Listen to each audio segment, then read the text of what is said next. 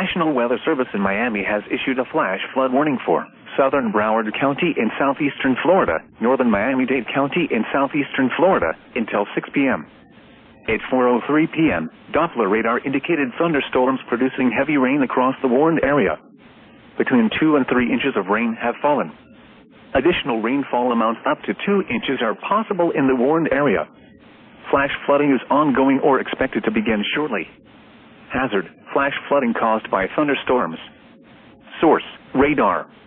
Impact: flash flooding of small creeks and streams, urban areas, highways, streets, and underpasses, as well as other poor drainage and low-lying areas.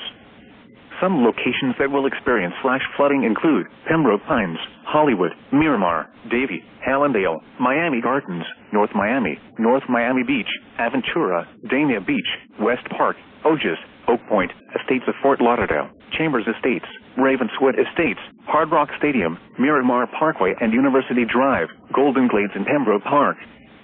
Be aware of your surroundings and do not drive on flooded roads.